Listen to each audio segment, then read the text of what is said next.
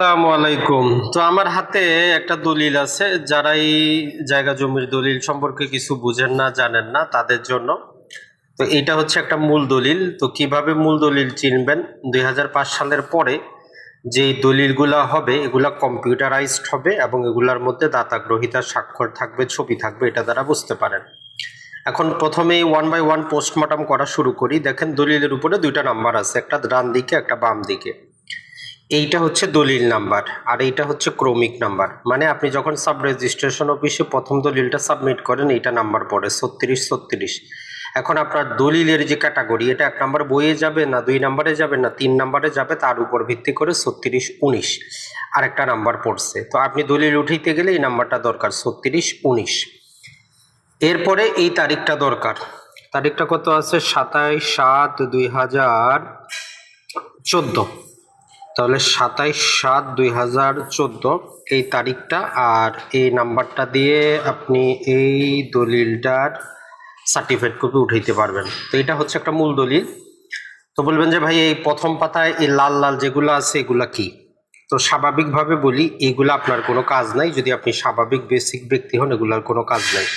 তো এটার মধ্যে মূলত আপনার দলিলটা রেজিস্ট্রেশন করতে সরকারের কোন খাতে কত টাকা যুক্ত করা হয়েছে A to Z প্রতিটার এখানে হিসাব দেওয়া আছে। তাহলে সাধারণ ব্যক্তিদের জন্য এটা আমাদের কোনো কাজের না। আমাদের কাজের কোন জিনিসটা, সেটা হচ্ছে যে এই দলিলের প্রকৃতিটা কি, মানে এটা কোন প্রকারের দলিল। তো এটা হচ্ছে দেখেন কবলা দলিল। কবলা মানে এটা হচ্ছে একটা সেল ডিড। মৌজা দেওয়া আছে, ইউনিয়ন দেওয়া আছে, থানা জেলা সবই দেওয়া আছে। হস্তান্তরিত সম্পত্তির পরিমাণ এখানে 30 শতক জমি দেওয়া আছে। জমির শ্রেণী দলা, আর এখানে যে টাকা দেওয়া আছে এটা অবশ্যই মৌজা রেট অথবা তার বেশি থাকবে, কখনোই মৌজা রেটের কমে হবে না। তাহলে দেখেন দলিলের একটা প্রথম পাতা থেকে আমরা যে যে তথ্যগুলো পাইলাম এগুলা যদি আপনাদের সামনে আরেকবার বলি। দলিল নাম্বারটা গুরুত্বপূর্ণ, দলিলের প্রকৃতিটা গুরুত্বপূর্ণ, জমি কতটুকু, শ্রেণী কতটুকু, আর হচ্ছে আমাদের মূল্যটা কত। এখন প্রথম পাতার অপোজিটে যদি আমরা যাই, এটা হচ্ছে দলিলের প্রথম পাতা। জাস্ট একটু আমরা ক্যামেরাটা করে দিই তাহলে আপনাদের জন্য ভালো হবে। তো এটা হচ্ছে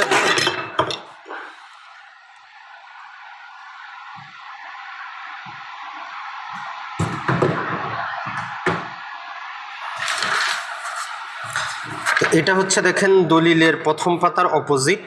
তো এখানে আমাদের যে জিনিসটা আছে, এখানে একটা নাম্বার দেখতে পাচ্ছেন, এটা হচ্ছে স্ট্যাম্প ভ্যান্ডার। নর্মালি এটাতে আপনার কোনো কাজ নাই।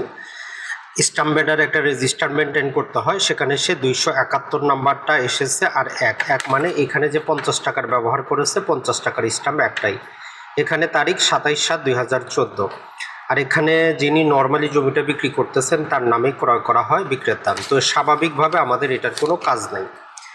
এখানে যেই সিলগুলা দেওয়া আছে সেটারও স্বাভাবিকভাবে আমাদের কোনো দরকার নাই, কোনো কাজ নাই।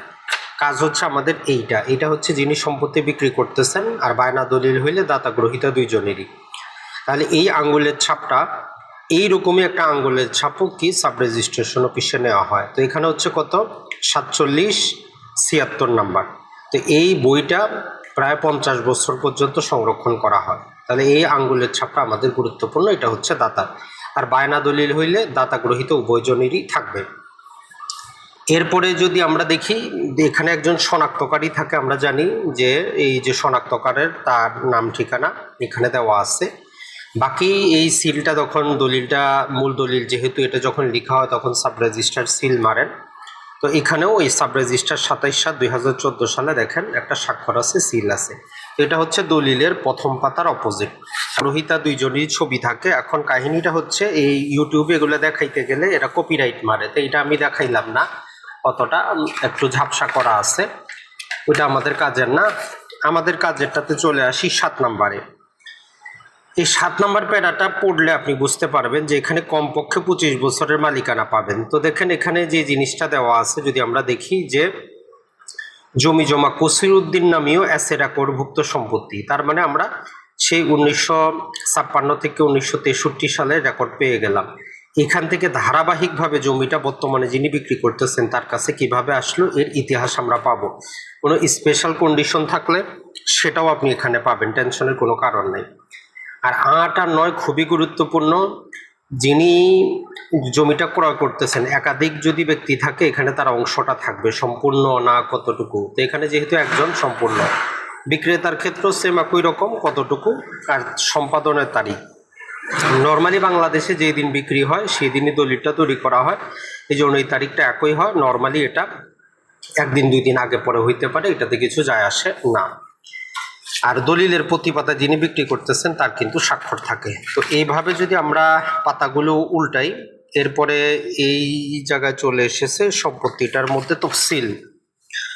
তফসিল দ্বারা আসলে আমাদের ন্যাশনাল আইডি কার্ডে যেমন আমাদের একটা সম্পত্তি আমাদের কোন জেলায় কোন থানায় বাড়ি, ওই একই রকম জেলা থানা মৌজা সিএস কত এসএ কত আর এস কত সম্পত্তির চৌহাদ দিয়ে আনুমানিক দেওয়া থাকে।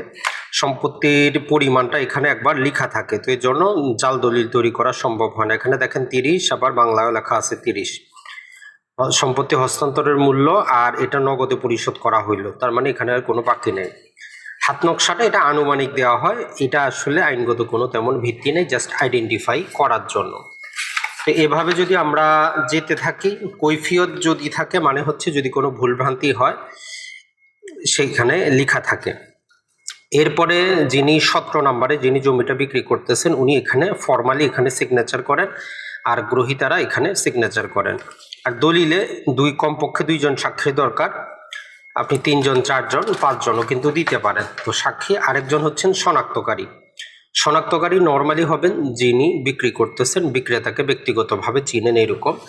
আর 20 নম্বরটাতে হচ্ছে যে আমাদের দলিল লেখক সাহেব আছেন, উনি এখানে বলেন যে দলিলটা কত পাতায় লিখিত, দেখেন 8 ফদ্দে মানে পাতায় লিখিত, তার নাম ঠিকানা লাইসেন্স নাম্বার সবকিছু দেওয়া আছে। এরপরে যদি আমরা যাওয়ার চেষ্টা করি দলিলের দাতার হলফনামা, তো নর্মালি বর্তমানে 300 টাকার স্টাম্পে, এটা ওই জন্য দেখেন 100 টাকা, 300 টাকার স্টাম্পে এটা সম্ভবত 200 টাকা থাকার কথা, এটা 200 টাকা আছে পূর্বের। তো এখানে কিছুই না, সরকার নির্ধারিত কিছু কথাবার্তা বলা আছে যে সম্পত্তিটা উনি মালিক, উনি কারো কাছে বিক্রি করে নাই, এইরকম যাবতীয় কিছু, সম্পত্তিটা অর্পিত না, খাস না, এরকম। আর সর্বশেষ এখানে স্বাক্ষর করে দেন যিনি হলফটা করলেন উনি। আর সাব রেজিস্টারের জন্য 22 নম্বর কলাম রাখা হয়েছে, ফর্মালি উনি এখানে করেন, আর শনাক্তকারী ওখানে থাকে।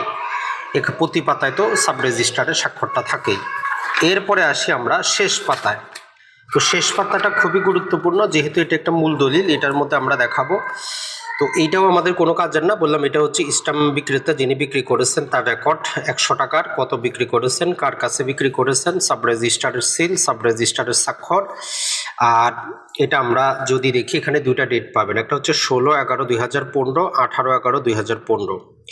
তার মানে হচ্ছে এই যে তারিখটা আছে এই তারিখে এটা বালামে লেখা সম্পন্ন হয়েছে, রেজিস্ট্রেশন কিন্তু 1 বছর আগেই হয়েছে, এইটা জাস্ট বুঝবেন।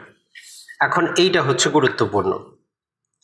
দেখেন এই যে দলিলটা এখন আমরা কিভাবে পাবো, এটা 1 নম্বর বালামে দেওয়া আছে। 1 নম্বর বালামে দেখেন 2000, এখানে যদি আমরা দেখি যে 2014 336 19 নাম্বার হচ্ছে দলিল, তাহলে 2000 এটা 9 না, এটা 14 মনে রাখবেন। 2014 সালের 36-19 নাম্বার দলিল 56 নম্বর থেকে 60 নম্বর পাতায় লেখা হয়েছে, বুক নাম্বার হচ্ছে 5, আর এখানে হচ্ছে 115 আর হচ্ছে 1। উল্টা দিকে পড়েন, 1 নম্বর বইয়ে এটা চলে গেছে। 1 নম্বর বইয়ের মধ্যে ভলিউম নাম্বার 115, পাতা হচ্ছে 56 থেকে 60, দলিল নাম্বার হচ্ছে 36-19, সাল হচ্ছে 2014। তো এইটা যদি আপনার থাকে, এইটা সহ যদি আপনি যে কোনো দলিলের জন্য যদি সার্টিফিকেট কপি আবেদন করেন আপনার খরচটাও কিন্তু কমে। আর তাহলে আশা করি একটা দলিলের A to Z আপনি বুঝতে পারলেন যে কখন কেন কোন স্বাক্ষরটা দেওয়া হচ্ছে। তাহলে এই প্রতিপাতার পিছনে এগুলো হচ্ছে স্ট্যাম্প ভেন্ডারের, এটা কোনো কাজের না।